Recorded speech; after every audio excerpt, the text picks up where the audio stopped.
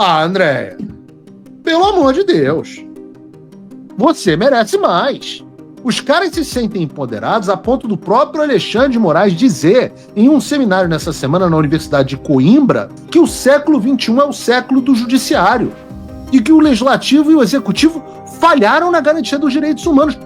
Ele admite que acabou a democracia.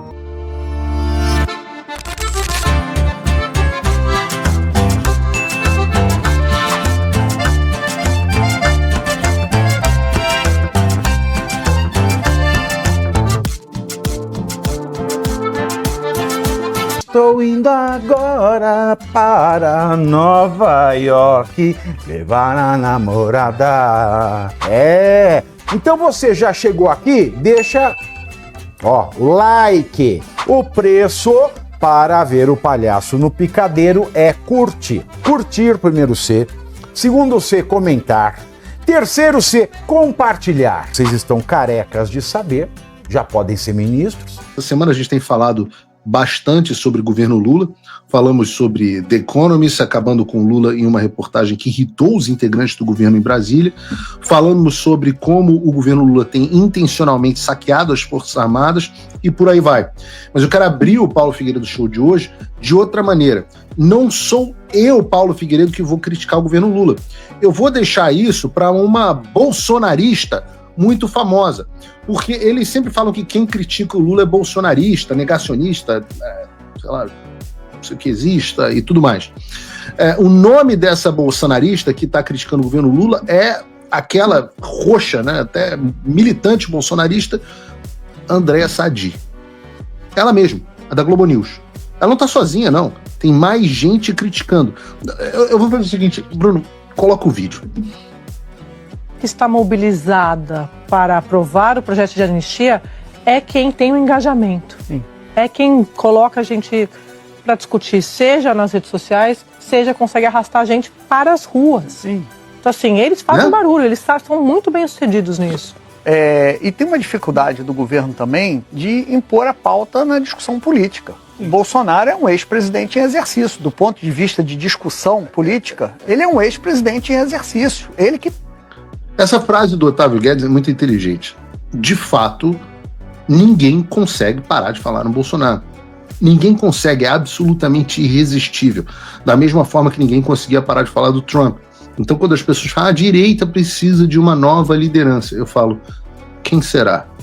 Quem é a pessoa de quem as pessoas não conseguem parar de falar? Mas eu vou deixar de falar. Pauta o país.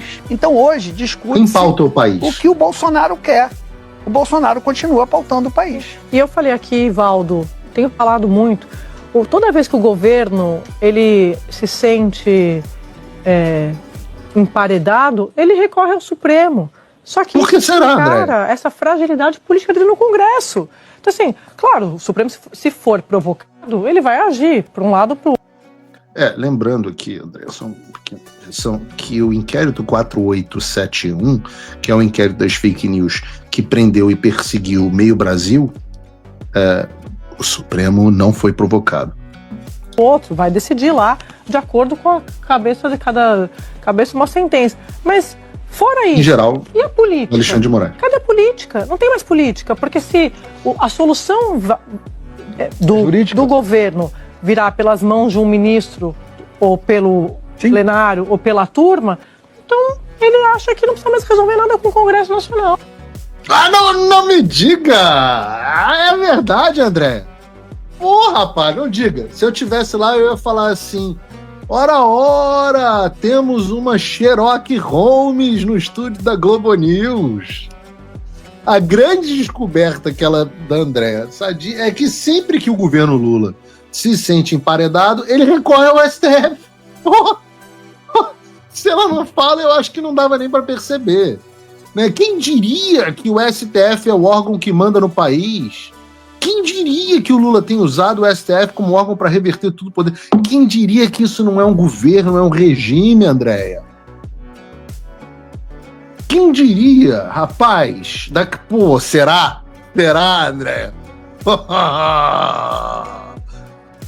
Diferentemente do que André Sadi diz, isso não escancara só a fragilidade política do governo. Afinal, isso é tão evidente que os britânicos, lá na The Economist, já falaram sobre isso.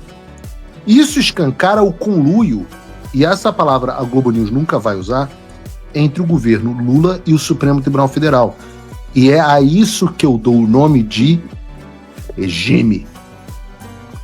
O governo Lula, que só é governo por conta do Supremo Tribunal Federal, que persegue todos os políticos relevantes da oposição, age em conluio, em associação criminosa com o Supremo Tribunal Federal.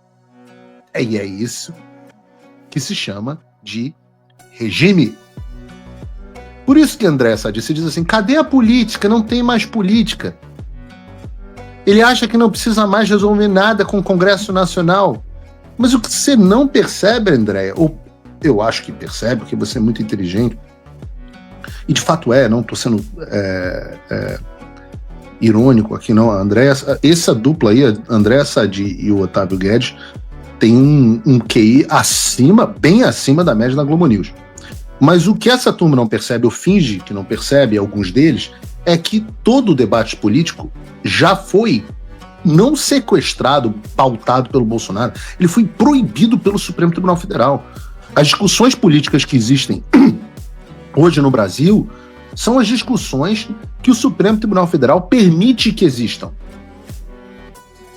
Ô, Andréa, desculpa, você acha que alguém aqui pode falar sobre o assunto eleições 2022 e fraude nas urnas e voto impresso? Alguém pode falar sobre isso? A gente podia falar sobre eficácia de vacina?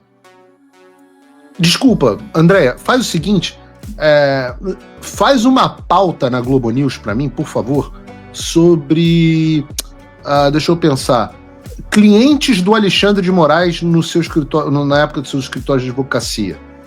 Ou faça uma pauta sobre o amigo do meu pai. Ou deem continuidade à vaza-toga que o Glenn Greenwald começou e a Folha de São Paulo interrompeu no meio e nenhum outro jornal no Brasil quis mais publicar. No Brasil, ou melhor, no Xandaquistão, você só pode falar das coisas que o Supremo Tribunal Federal autoriza. Então, sim, André Sadi, não existe mais política no Brasil. A política agora é exercida pelo Poder Judiciário, onde um ministro recebe uma ação da PGR e derruba uma emenda constitucional aprovada por 400 congressistas, exatamente como foi no caso da derrubada do voto impresso. Ou então, no caso do Marco Civil da Internet, em que o Congresso aprova uma lei em defesa da liberdade de expressão, ou impede de aprovar uma regulação de rede social, e o Supremo Tribunal Federal, de repente, decide que a lei tem que falar o contrário do que ela de fato diz. Mas enquanto essas coisas aconteciam, enquanto o legislativo era esvaziado, vocês aí da Globo News estavam fazendo o quê? Aplaudindo. Enquanto o governo Bolsonaro é impedido de fazer praticamente qualquer coisa durante a pandemia, vocês aplaudiram. Enquanto o presidente Bolsonaro não conseguia nomear nem o próprio diretor da Polícia Federal, vocês aplaudiam. Então agora virão com esse papo de oh meu Deus, que surpresa! Não existe mais política! Não tem mais política e tudo que o Lula pede acaba no Supremo Tribunal Federal. Ah, André, pelo amor de Deus, você merece mais. Os caras se sentem empoderados a ponto do próprio Alexandre de Moraes dizer em um seminário nessa semana na Universidade de Coimbra, lá em Portugal, vamos chegar em Portugal daqui a pouco, que o século XXI é o século do judiciário. E que o Legislativo e o Executivo falharam na garantia dos direitos humanos. Ele admite que acabou a democracia. Ele admite que o protagonista agora é o Poder Judiciário. Que esse negócio de separação dos poderes é baboseira antiga lá da gente radical, Barão de Montesquieu, etc. Agora é o Judiciário, é o regime. Mesmo que eles não tenham sido eleitos para fazer nenhuma das coisas que eles estão fazendo. Esse é um problema ao que se chama de juristocracia, não é um problema brasileiro. Tem um capítulo inteiro no meu curso Fim da América sobre isso. Aqui nos Estados Unidos, nós também estamos vivendo um período intenso de ativismo judicial, e eu trouxe um gráfico com isso aqui, comparando quantas ordens executivas de presidentes americanos foram derrubadas ao longo dos últimos anos, demonstrando em números o grau de ativismo judicial contra a administração Trump. Eu queria até, não vai dar tempo, trazer aqui, por exemplo, para o Brasil, o número de ações que são levantadas contra o PL. Mas voltando aos Estados Unidos, só nos 2 primeiros meses do atual governo Trump, ele já teve mais ordens executivas derrubadas do que todos os outros presidentes durante seus mandatos. 8 anos no caso do Bush e do Obama e 4 no caso do Biden. Os números atualizados aqui dos Estados Unidos mostram que, nesse momento, pelo menos 9 ordens executivas do Trump estão tendo seus efeitos bloqueados justamente por tribunais americanos, e outras 11 sendo debatidas nos tribunais sem ainda terem sido bloqueadas. Só que o que eu sempre chamo a atenção é que os Estados Unidos têm algo que o Brasil não tem muito, que são anticorpos. Até agora, mesmo com seus erros, não tem como você comparar, por exemplo, as indicações que o Trump fez à Suprema Corte dos Estados Unidos com as que o Bolsonaro fez para o Supremo Tribunal Federal.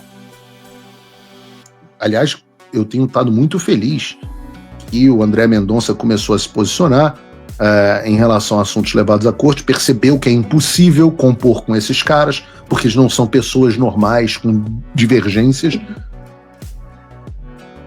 O Cássio Nunes começou a levantar, até no debate do Marco Civil da Internet, os problemas institucionais que virão. Não teve a altivez e a coragem de pedir vista. Acabou intimidado pelo Gilmar Mendes, mas pelo menos levantou o problema. Mas por que eu estou falando disso? Por que importa dentro desse assunto? Porque, diferentemente do que disse o Alexandre, a Suprema Corte dos Estados Unidos não parece pensar que o século XXI é o século do Poder Judiciário, mas sim que a separação entre os poderes deve ser mantida como foi imaginada para ser. Obrigado por assistir o vídeo até o final. Confere se você já está inscrito no canal e se já deixou o seu like pro tio Pavê. Aqui você vai ficar por dentro de todas as notícias quentíssimas da semana. Até o próximo vídeo, Pavenetes.